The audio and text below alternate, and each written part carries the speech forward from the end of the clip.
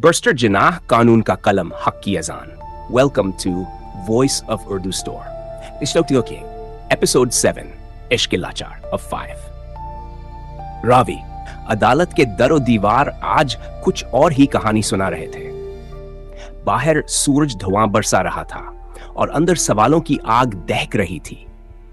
सलमा को अदालत में पेश किया गया। पुलिस की दो औरतों के दरमियान वो नकाब में थी, मगर आंखों से खौफ छलक रहा था। झम्स। सलमा बंत खलीलुद्दीन, अदालत को सच बताओ, क्या तुमने अपनी मर्जी से मजहब बदला और क्या तुमने बलबीर सिंह से निकाह किया? अदालत खामोश, हर आंख सलमा पर।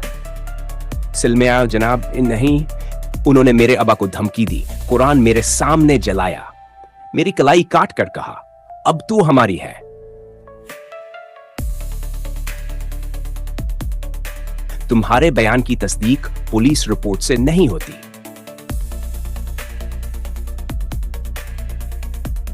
जनाब वाला, पुलिस रिपोर्ट का सच वही है जो बलबीर सिंह ने लिखवाया। मैं 3 सवाल करना चाहता हूं। बर्स्टर जिनाह वकील सिंह की तरफ मुड़ते हैं। पहला सवाल, अगर सलमा ने अपनी मर्जी से मजहब बदला तो इसकी रजामंदी का कोई दस्तावेजी सबूत क्यों नहीं?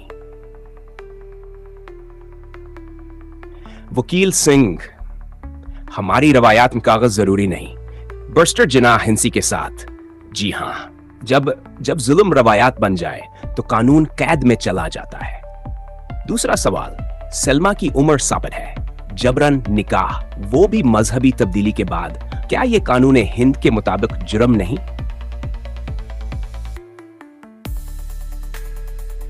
वकील, यह मामला समाजी है, कानूनी नहीं। बर्स्टर जिनाह, उनकी गुलामी को समाजी रिवाज कहना जुल्म के चेहरे पर चादर डालने जैसा है।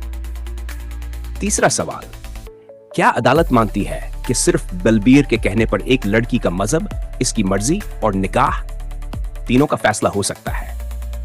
जज थॉम्स, आपका इतराज नोट किया गया है। अदालत कल पुलिस इंस्पेक्टर को तलब करेगी। सर, आज तो सबके होश उड़ गए। बलबीर के चेहरे पर रंग नहीं रहा। बस गुलाम, सच की जड़ें हिलने लगें, पत्थर टूटने में अब देर नहीं।